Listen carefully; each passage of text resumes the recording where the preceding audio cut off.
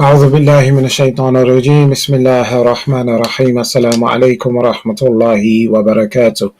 Thank you very much for your presence this Wednesday evening in the holy month of Ramadan. Of course, we are now in the last 10 days of the holy month, soon approaching Eid.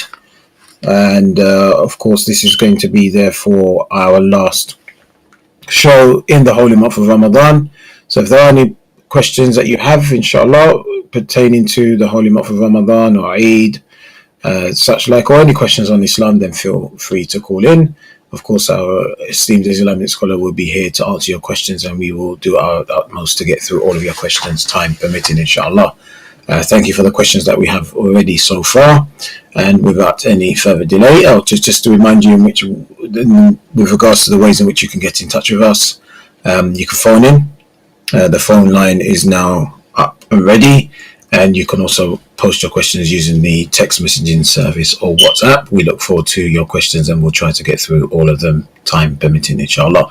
Without any further delay, on behalf of you all, our respective viewers, we would like to welcome our esteemed Islamic scholar, His Eminence Sayyid Muhammad Al-Musawi. Sayyidina, Assalamu alaikum. Wa alaikum assalam wa rahmatullah wa barakatuh. Bismillah ar-Rahman ar-Rahim. Alhamdulillahi Rabbil Alameen. Allahumma salli ala Muhammadin wa ali Muhammad wa ajil farajahum. Reminders to all our respected brothers and sisters. Number one, as we are now in the last week of the month of Ramadan, we need to get as much as we can from the blessings of this month. As much as we can. As you know, when a very important supermarket, when they announce very big deals of sale, people rush to get more benefits, to buy goods with discounted prices. The month of Ramadan is the greatest chance in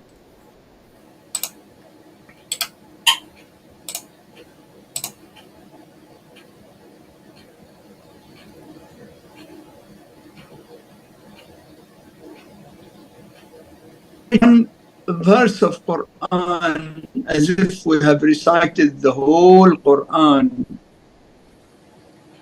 When we do good deed to our parents or our relatives, we get a great deal of reward. When we pray 2 rak'at of salat,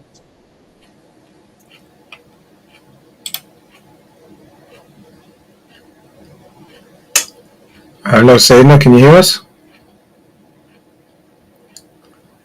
Okay, apologies. What we're going to have to do is, inshallah, try to re-establish contact with Sayyid. Unfortunately, it seems like the connection is quite weak, so we'll try to get hold of him on a slightly stronger connection, inshallah.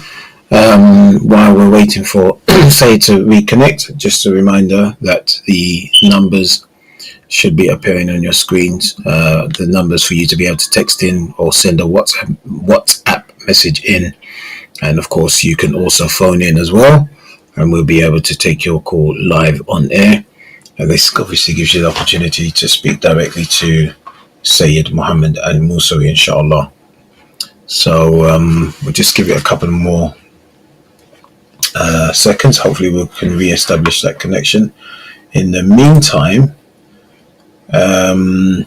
what I would do is just give you a taste of some of the questions that I have already here to present to Sayyid.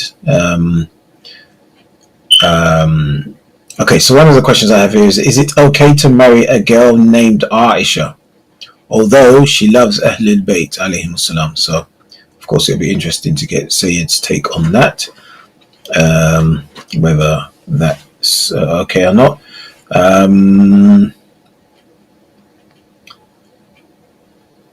Okay. This is a question from last week, actually. So just a quick reminder. I've lost the question. I think it was a question from somebody who was saying that their parents are both Sunni and sorry, one of their parents is Sunni and the other parent is Shia. And that question was put to say that which one should he or she follow? And of course, Syed mentioned that, if memory serves me correct, that they would need to follow the truth. So there's a follow-up question, and it goes something like this: if I do not know who to follow, Sunni or Shia, what do I do, as I do not know what the truth is, and I cannot pick between my parents' belief? So that's a question. Are women allowed to pray on their period? Is it allowed to give zakat to Sayyids? What is the difference between going to a psychic and asking for the future and doing istikhara? Am I allowed to go to a psychic? So that's quite an interesting question. Maybe to get the Islamic understanding as to what istikhara is it equivalent to going to a mystic? We still haven't got connection, so I'm just going to just bear with me. I'm just sending a message to the technicians to find out what's happening, and hopefully we can re-establish contact.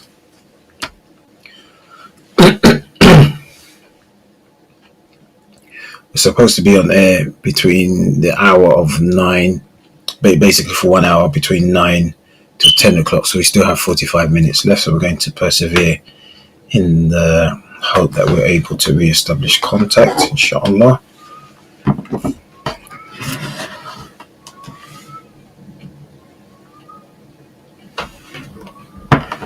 Apologies, I'm just sending a message here to the technicians.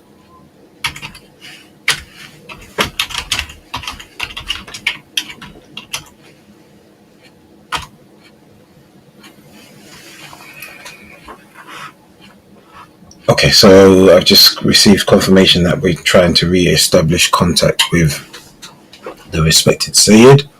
I'm not sure if we can maybe go to a short break or something while we're trying to re-establish contact, or should I just stay on air?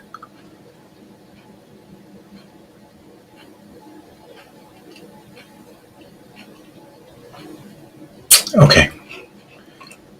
In the meantime, while I'm waiting for an answer,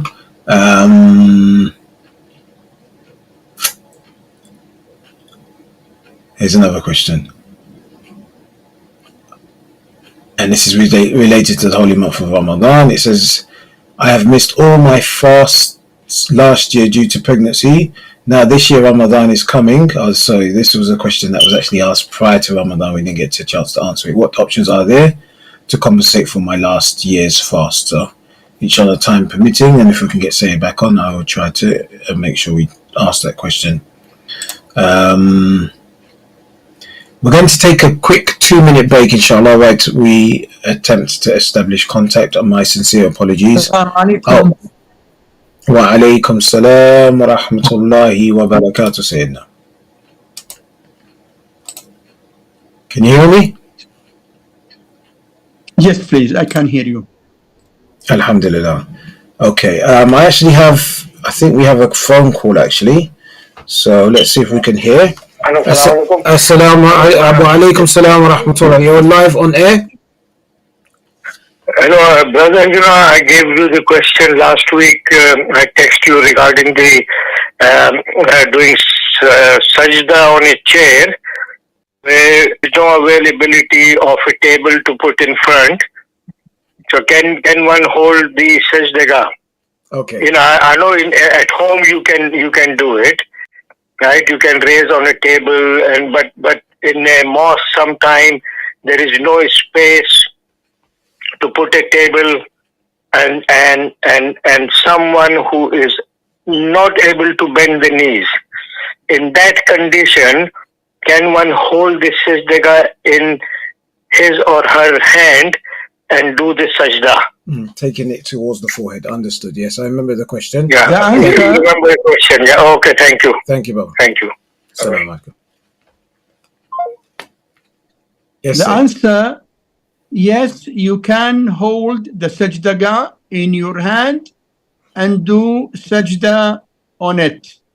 If there is no table in front of you, then you can hold the sajda in your hand and perform the sajda on it. And your salah will be, inshallah, valid. Okay, thank you. There was a question that was actually asked a couple of weeks ago, but I didn't get a chance to ask it on the day because we ran out of time. So I felt, because it's related to the holy month of Ramadan, I felt it was important that we put this particular person's question to you, sister's question to you. I missed all of my fast last year due to pregnancy. Now this year Ramadan is coming. What options are there to compensate for my last year's fast? This question seems to have been sent before the month of Ramadan. Correct. Okay. If you missed the fasting of the whole month of the previous Ramadan, you need to compensate by performing qada fast for whatever you missed whenever you are able. So after your delivery and your health goes to normal, then you must fast as qada for all the missed days. That's it. Okay, thank you. I am Sunni, but have been watching your channel regularly. I like what you say, but I am Sunni and will remain so. Can we all agree that it is important to stick to the basics, like the 5 obligations, which we all follow, and the other considerations which make us different are relatively minor? My brother, Sunni and Shia both are brothers in Islam. We believe firmly that every Muslim following any Muslim sect, any Islamic school of thought, is a Muslim, and he is our brother in faith. No doubt we follow the Ahlebait because they have carried the most authentic Sunnah and most authentic tafsir of Quran, which cannot be found among any other sect at all. We follow Ahlebait because we want to follow exactly what the Prophet said and what he preached and what he did. But that does not mean that we boycott those Muslims who have been born in families and under many circumstances, mainly political, they were being brought up in an atmosphere away from Ahlul Bayt, following any Islamic sect, being Hanafi sect, or Shafi'i sect, or Maliki, or Hanbali, or Salafi, or Wahhabi, or Deobandi, or Barelwi, or Sufi, or any other Muslim sect. All of them are Muslims, and they are our brothers in Islam. This is the idea of brotherhood among all Muslims. About our differences, in fact, the main difference between the followers of Ahlul Bayt and other Muslims who follow others, that we believe that the Prophet of Islam did not leave the Muslim Ummah unguided. He did inform them who will be the divine guide after him. every time, not for just 10 years or 20 or 1 century. No. As far as Islam is existing till the day of judgment, the divine leadership is being designated by Allah. Allah who sent the Prophet. And as you know, the Prophet was sent without any election.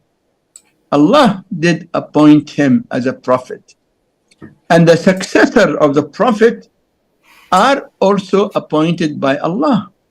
And the Prophet openly said that I will be succeeded by 12 divine leaders, all of them from Quraysh, and in another narration, all of them from Bani Hashim. And the names of the 12 divine leaders are Ali, then Hassan, then Hussein, then Ali ibn Hussein, till the 12th Imam. So the main issue is who should be followed as a divine leader after the Prophet. And number 2, from where we should get the knowledge about real Islam, real Sunnah of the Prophet, and real tafsir of Quran.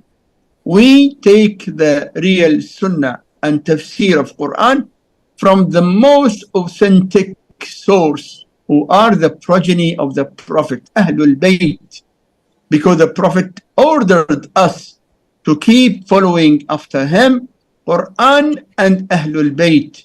And this authentic hadith is in many Sunni books like At-Tirmidhi, like Muslim, like Ahmad bin Hanbal in his Musnad, like many other main Sunni books of hadith. So we are abiding to the orders of the Prophet by following Quran and the progeny of the Prophet. The differences are there, and the differences should be dealt with in an atmosphere of brotherhood. We are not enemies, we are brothers. Muslims, Shia Muslims, Sunni Muslims, all Muslims are following the same religion. We believe in the same Quran. We believe in the same Kaaba. Our Qibla for all our Salah, all is the Kaaba, which is in Mecca. So one Kaaba, one Quran. The month of Ramadan is same for all of us. So we have got many things to be together than to be divided. Our differences should be dealt with by evidence, by discussion, not by throwing mud, not by putting allegations. Unfortunately, you find now many non-Shia websites are throwing mud on Shia Muslims and putting on them allegations. And allegation itself is a sign of those who don't believe in Allah, because allegation is a lying. It is a lie. And those who believe in Allah never lie. They put allegation on Shia Muslims that Shia Muslims have got another Quran, which is just false allegation. They claim that Shia Muslims don't believe in Muhammad as a prophet, they believe in Ali as a prophet, which is also another false allegation. And long list of false allegations. I request you, my respected brother, to tell your sheikhs to tell their followers not to put allegation on others, and try to talk to Shia Muslims, not to talk about them. Talk to them first before talking about them. Lot of people who are not Shias have got many misinformation which were being told to them by their sheikhs against Shia Muslims. So let us always focus on our brotherhood as Muslims and not to put allegation on anyone, to take things as things are and discuss, because our aim is to reach to Allah in the day of Qiyamah, day of judgment, with safety. And safety can only be gained when we follow the orders of Allah, who ordered us to follow the Prophet. And the Prophet ordered us to follow Quran and Ahlebait alayhim assalam.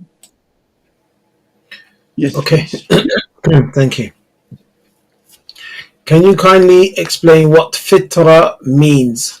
And what does it mean when it is said that every child is born in a state of pure fitra?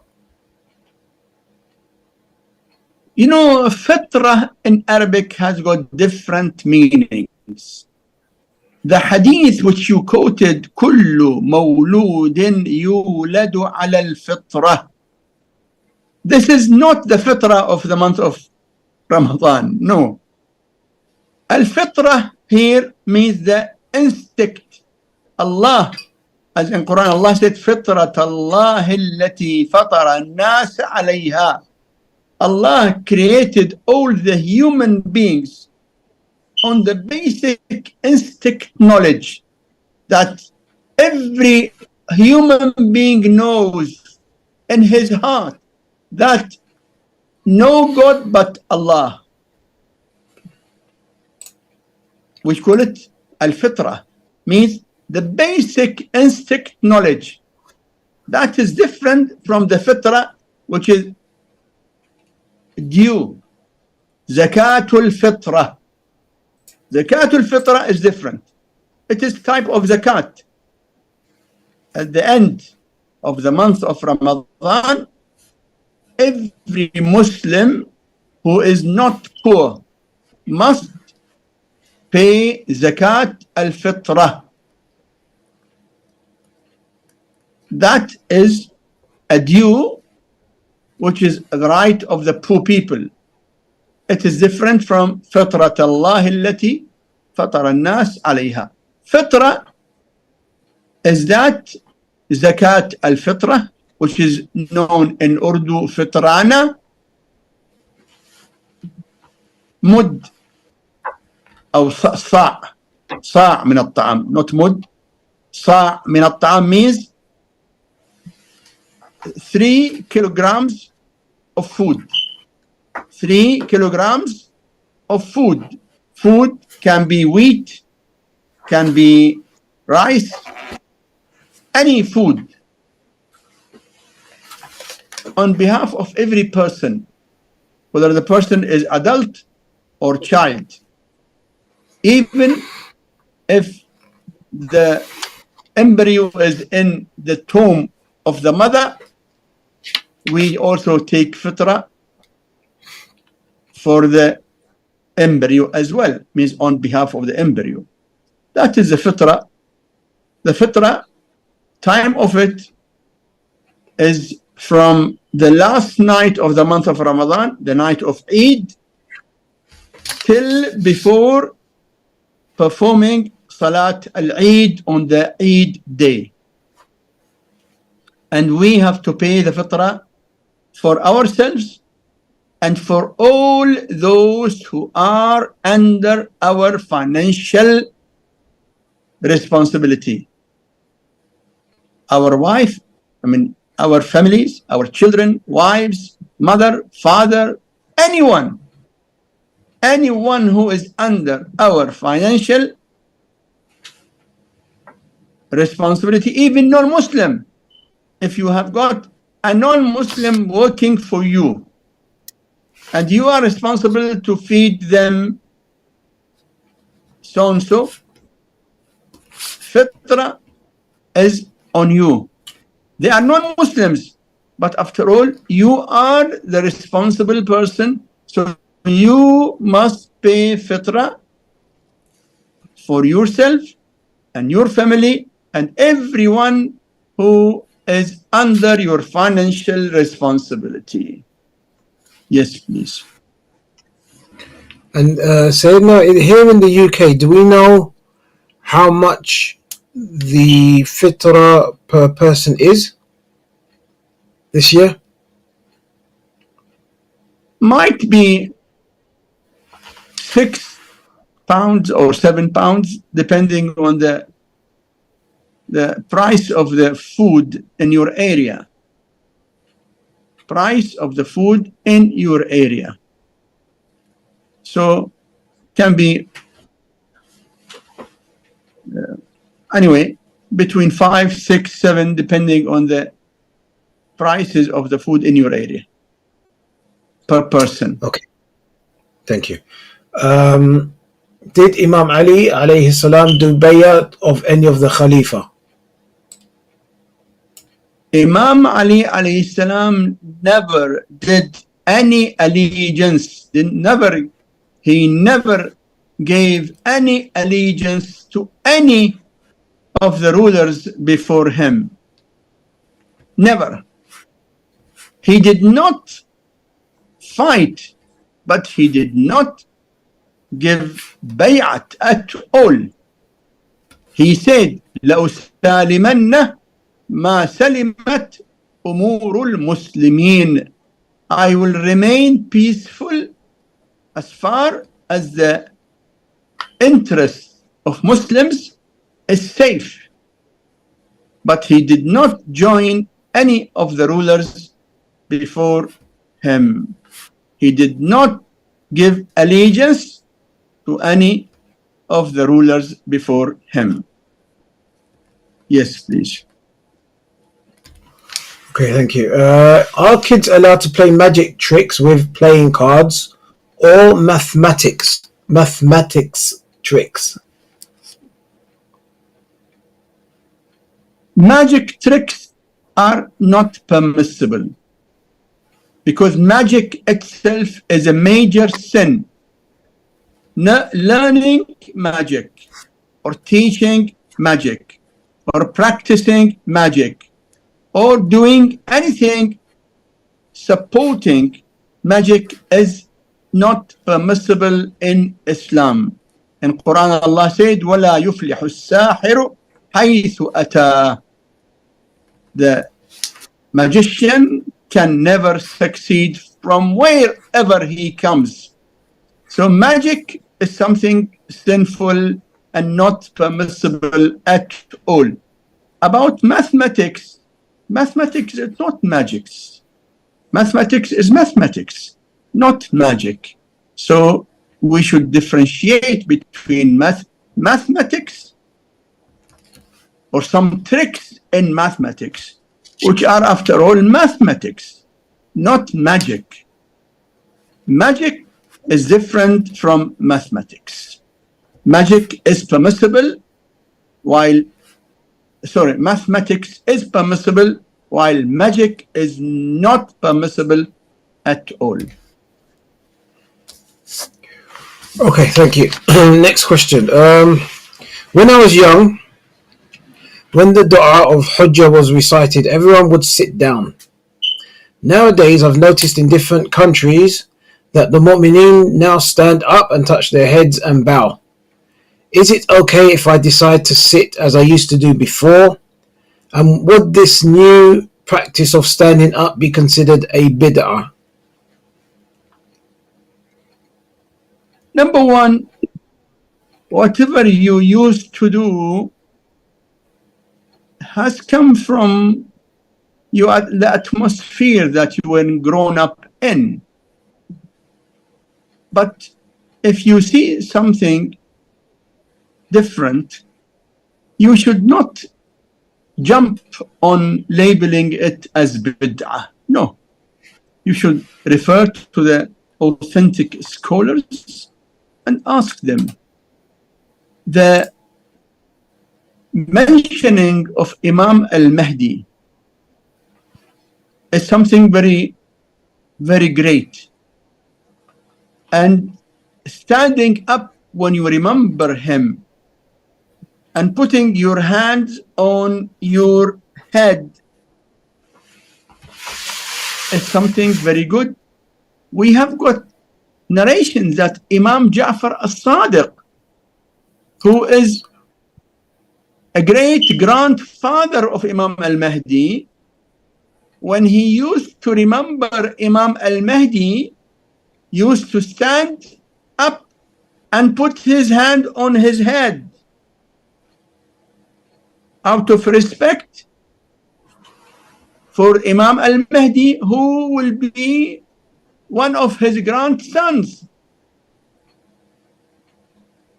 That is a lesson for us. But I don't say that it is wajib, obligatory for everyone to stand up and to put his hand on his head when he remembers Imam al-Mahdi. No, it is not wajib, but it is something good, etiquette of good manners. When we remember our Imam, who is our living Imam, as if we see him. And when you see him, you stand up and put your hands on your head. If you want to do that, you will get more reward. If you want to sit, nothing sinful in that, as far as you are not aiming to insult. Nothing sinful in that. But it is better that when the mu'mineen where you are with have stand, that they stand up, you also stand with them and put your hand on your head. That is recommended, not obligatory. Yes. How to avoid waswasa of shaitan? Any dua for it? Sorry? Can you repeat again? How to avoid waswasa of shaitan? Any dua for it? How to avoid waswasa, whispering of shaitan? We know, and we should always remember, that our worst enemy is shaitan. And shaitan aims to destroy us in every possible way. Shaitan does not leave us alone. Even those who don't listen to shaitan, shaitan wants to disturb us in each and every step in our life. Shaitan stops people from praying salah. Yasuddakum. Shaitan tries to prevent people from performing salah. Those who don't listen to shaitan and perform wudu and stand for salah, shaitan tries to spoil their salah while performing salah by making them think about matters which are out of salah. We need to always remember that shaitan is our worst enemy. Allah in Quran said, Inna shaitana lakum adu. Definitely shaitan is your enemy. فَاتَّخِذُوهُ عَدُوًّا. So you must take it as an enemy. Keeping this fact in mind, whispering of shaitan aims to harm us, to make us weak. So when you know that this whispering is from shaitan, you should never listen to it. You have to be very alerted against this whispering of shaitan. We need to repeatedly say La ilaha illallah, and say Astaghfirullah, and say Allahumma salli ala Muhammadin wa ali Muhammad, and say A'udhu billahi minash shaitanir rajim, and do long sujood, sajda, and fast, and give charity, and recite Quran and dua, and do good deeds. Shaitan does not like any good deed. So you can defeat shaitan when you decide to defeat shaitan. Decide to defeat shaitan and do good deeds as much as you can. By this way, you will be able to defeat shaitan and be away from the whispering of shaitan. Keep on istighfar, keep on saying La ilaha illallah, keep on reciting salawat and reciting La hawla wa la quwwata illa billah. Shaitan will run away. As you know in the hadith, that the situation of sujood, sajda, is the place or the situation where you will be the nearest to Allah and very far from shaitan. That's why shaitan does not like us to prostrate for Allah, to do sajda. In fact, shaitan was cursed because he refused to prostrate as Allah ordered him. So do things which shaitan does not like, then you will be able to defeat shaitan. And in general, you should understand that shaitan is weak, not strong at all. Allah in Quran said, إِنَّ كَيْدَ الشَّيْطَانِ كَانَ ضَعِيفًا. Definitely, all the efforts of shaitan are weak. Only those can be under the influence of shaitan who are weaker than the weak. Shaitan itself is weak, and no one can come under the influence of the weak, but only the weaker. Be normal, you are stronger than shaitan. Do things which are against shaitan, you will defeat shaitan and be free from the waswasa of shaitan. Okay, thank you. Can you please draw some light on Abu Huraira? Our Sunni brothers attach a lot of importance to his ahadith. How authentic are his hadith? Abu Huraira was non-Muslim majority of his life. Just before the passing away of the Prophet, short period, he came to Medina and became a Muslim. That period which he remained are narrated in different ways. Some people say that he passed away, he became a Muslim for just 6 months before the passing of the Prophet. Some said, no, 1 year. Some said 1 year and 6 months. Some said 2 years. So let us take the maximum, 2 years. And he was after money. Anyone who used to give him money, he was to fabricate narrations in his favor.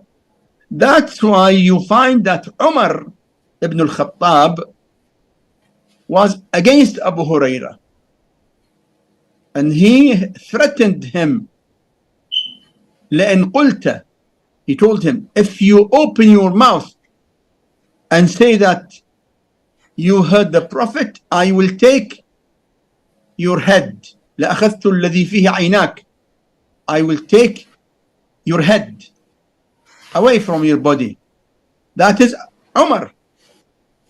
Aisha said, لَقَدْ أَكْثَرَ أَبُو هُرَيْرَةَ, means Abu Huraira is talking too much, narrating too much.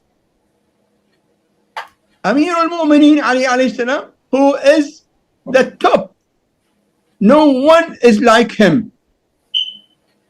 He said in the narration, أكذب الناس على رسول الله هذا الدوسي, the most dangerous liar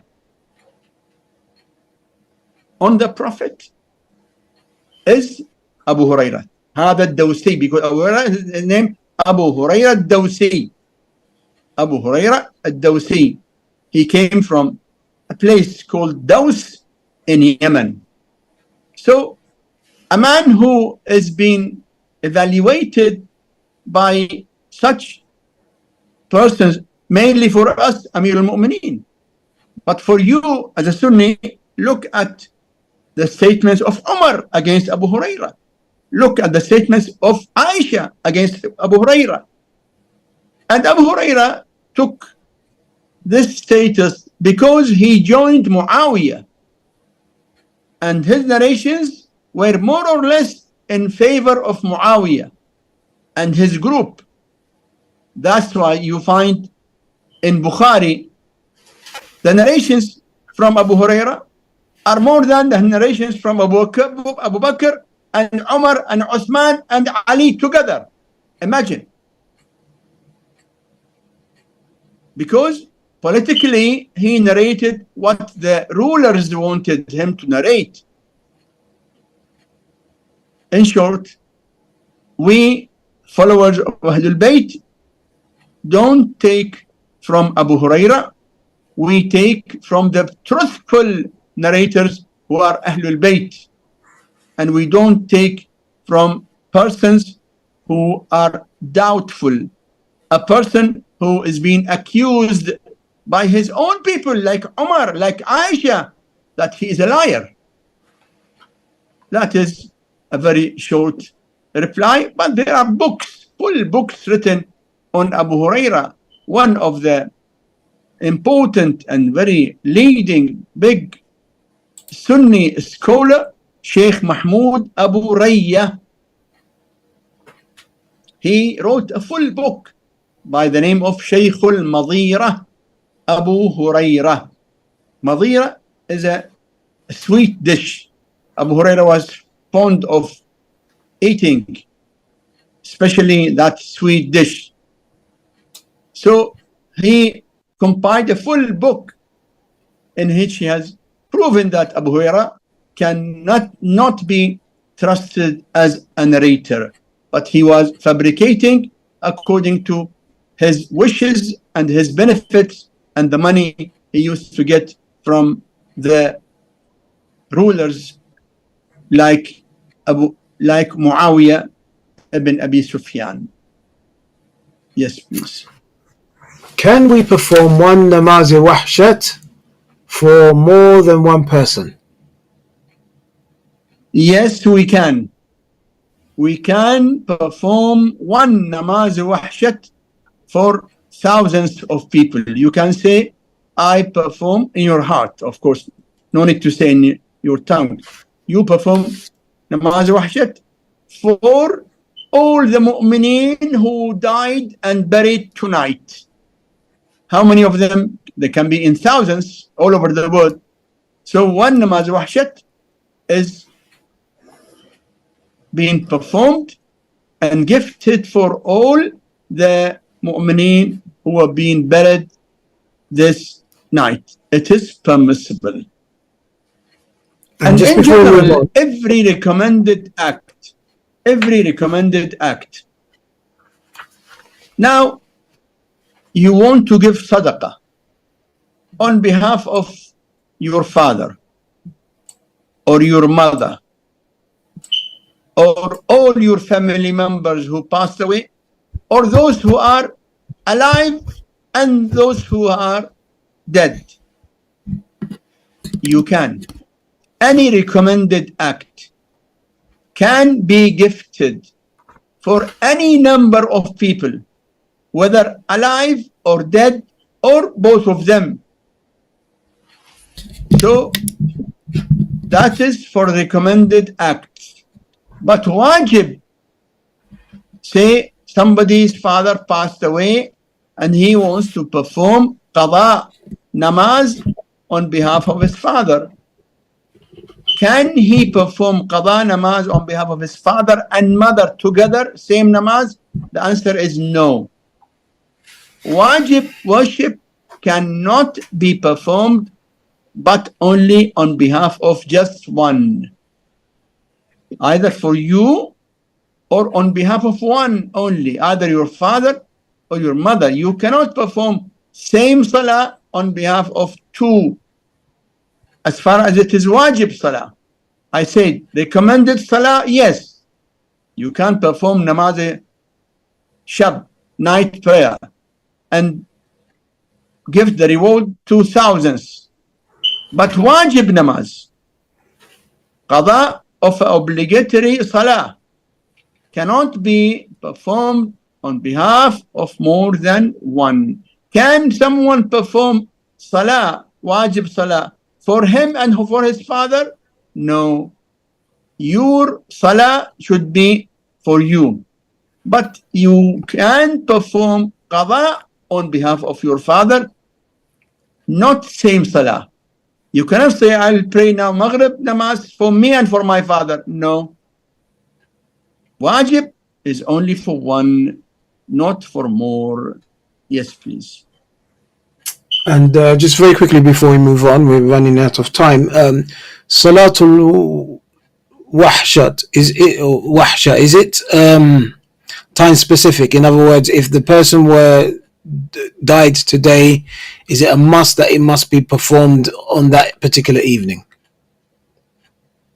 No, it is not to be performed immediately when he died. Usually after he is buried. After the person is buried. Yeah, sorry, I didn't ask the question. Sorry, I asked it was an incorrect question. Does it have to be on the night, on the day that the person was buried, or could it be delayed, say for example the next day? No, it is recommended same night of his burial, not next night. Same night of his burial. Inshallah, thank you. Okay, we've got 4 minutes left, so I'm going to squeeze in one last question. While fasting, can we use nose drops due to non-allergic rhinitis, which is due to breathing problem and the shape of the bone in the nose? So can we use nose drops? Using nose drops during fasting is permissible, provided you do your best not to swallow any material inside your stomach. So drops in your eyes, in your nose, in your ears are permissible during fasting, but don't allow any part of the drops to go inside. When you feel it, try to spit it away, not to swallow it inside your stomach. So in general, the drops do not invalidate fasting. The fast is invalid when you deliberately swallow anything from the drop inside your stomach. Okay, we have just a minute left. Allahumma salli ala Muhammad wa ali Muhammad wa ajil farajahum. Remind everyone to do the maximum possible before the few days of the month of Ramadan are over. Get maximum we should do as much as we can to get maximum reward, maximum forgiveness, maximum mercy, and do dua for your parents, your family. Keep in mind, the most quick dua accepted is the dua when you pray for others who are not in front of you. Pray for your parents, pray for your relatives, pray for your mu'min brothers. Do that, and that dua will be very quickly accepted, and you will get the great benefits of such dua, inshallah. Allahumma salli ala Muhammad wa ali Muhammad. Keep on reciting Allahumma kun li waliyik al-Hujjat ibn al-Hasan صلواتك عليه وعلى آبائه في هذه الساعة وفي كل ساعة وليا وحافظا وقائدا وناصرا ودليلا وعينا، حتى تسكنه أرضك طوعا وتمتعه فيها طويلا. اللهم صل على محمد وآل محمد وعجل فرجهم وارحمنا بهم يا أرحم الراحمين. Thank you very much indeed, Sayyidina, and to our viewers, again, apologies. I wasn't able to put all your questions to our respected scholar.